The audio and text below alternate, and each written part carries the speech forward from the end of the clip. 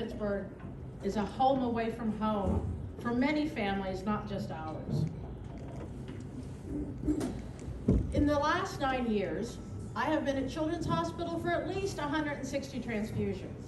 I've had 9 years of MRIs, endocrinology, cardiac, audiology, different hospitalizations, surgeries, ER visits, and many other appointments at Children's Hospital, main campus, Pittsburgh.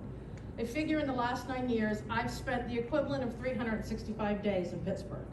And I'm not sure how much longer I can avoid paying Pittsburgh city tax. But I'm married to an accountant, so I have hope.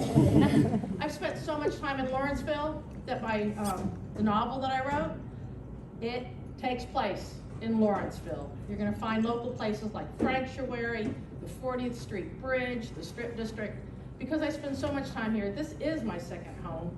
It just naturally flew out into my art. Any other time I would have looked at Webster's to find out what the definition of home is, but this is 2022, so I looked for a graphic. Home is a place where you feel you belong, a place where you share love, laughter, and happiness. And I'm gonna tell you that my girls find that all at Children's.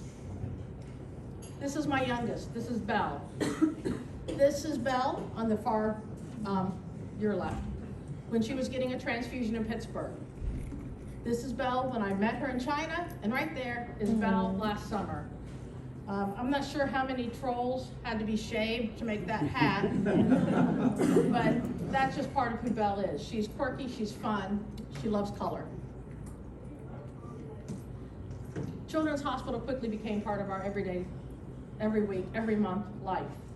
We've taken pictures in front of, I think the true name of the sculpture is Hat Trick. We call him Hockey Man. You're gonna see him a lot through these pictures. But Belle, every 3 weeks, she has a blood disorder called thalassemia, and her body doesn't make enough or proper red blood cells to sustain her life. So every 3 weeks we come to Children's Hospital in Pittsburgh to get a blood transfusion for her.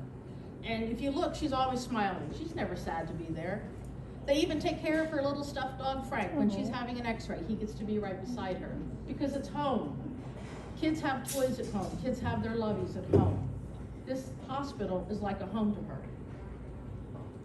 Matter of fact, we were so happy with our care at Children's after we adopted Belle, who was born in 2011. We adopted her in 2013 when she was 19 months old. We had our care team in place here in Pittsburgh when this face came across my computer screen. The saddest little face I think I'd ever seen. She was 7 years old, or at the time she was 6. She was in an orphanage in China. She also had thalassemia. It was a different form. But I saw that picture and I thought, we have a team. We have, just like this $7 million man, $6 million man, what was he? I don't know. But we have the technology, we have the know-how, we can give her a better life because we had Children's Hospital in Pittsburgh. So that was her in China on the far left there, and then there is your typical American teenager doing a selfie in the mirror with a Snapchat filter. It could only be more American if she had a McDonald's covering her face. So quickly, they fell into a routine. Every 3 weeks, we're coming to Pittsburgh together. We're having our blood transfusion together. We're having our hospital picnics together. Hockey Man again. Belle, every transfusion, she gets sushi. It is well known on the 9th floor that Belle has sushi every transfusion. We had COVID at Christmas. She still needed a transfusion, so we came in and we were in the isolation room. The staff on the 9th floor made sure she had her sushi. Because that's what you do for somebody you love when they're sick. You take care of them by giving them what they need. And I said it was the staff that did it, the nurses, the aide, but it could have as easily been the guy we check in with, Kenan, who during football season we talk about Pitt Panthers. Do I know anything about football? No. But it doesn't matter because Kenan is part of my home, my family. I talk to him. We have nurses' aides that know that they love Disney princesses and will make sure that when they go down, they'll get a Disney princess pillowcase because that's what you do for your family. It's what you do when you're at home. You have your special things that you love. And you can see Belle showing off her prizes that she got. It's not all unicorns and puppies. We have our sad times too. We've been in the hospital with a central line infection. We've been in the hospital for a hemolytic reaction. Children's is there for you. It's there for us when we need them. And do you know what comfort that is? When Belle has a fever, she has a port. Any fever, go to the ER to get antibiotics. She doesn't want to go to our hospital in Grove City. She wants to go to Children's because they do it right the first time. There's no second hope. They get her port the first time. She goes where she trusts people, where they know her and she knows them. And you can see, even when she's in the hospital sick, she's got a smile. Betty June, down here with her hemolytic reaction, she had her spleen out, she had her gallbladder out. Look, she's still smiling. She's in incredible pain. She was like a board. She wasn't bending for any reason, but she still had a smile on her face. It's not just me going to the hospital. We have a huge family.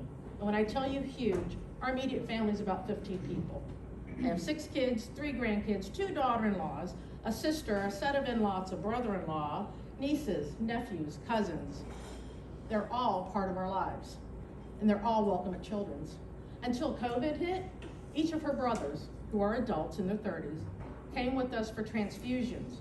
Because someday, maybe I'll have COVID and she wouldn't, they would have to take her down. They were welcomed. The hospital talked to them, showed them, what it's like. Because home includes the whole family, not just the patient.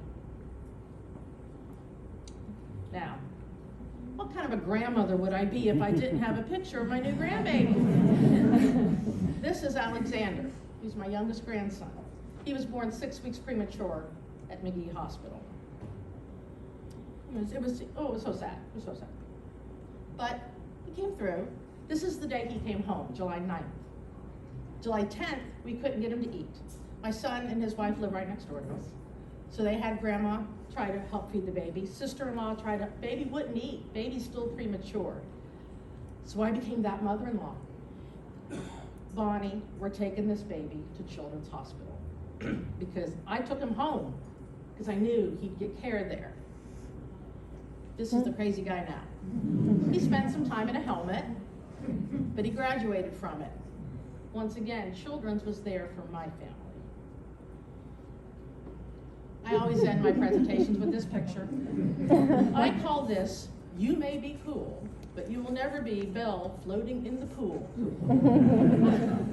If you notice in any of these pictures, not once did we look sad or scared at Children's, because we knew they had our back, and they know that you have their back. None of us are in this alone. We can't do it alone. We need our home, we need our family, we need Children's. I could tell you about my niece Emily, who is now 30 years old, who fell out of a 3rd floor window and was life-flighted to Children's when she was about 9. I could tell you about my nephew, who got hit in the face with a golf club on Christmas Day, who, again, was life-flighted to Children's. I have a million stories, and I know you do too. And I know you don't have to look too far to find who Children's Hospital has touched, who they've helped. 3 degrees of separation? Maybe. Probably not that many. But they can do what they do because they know you have their back. So I thank you for everything you've ever done for our hospital. And I thank you for everything you're gonna do for our hospital. And when you're out there fundraising, keep this picture in your mind. This is a girl without a care in the world because she knows she has home, she has family who will protect her and take care of her.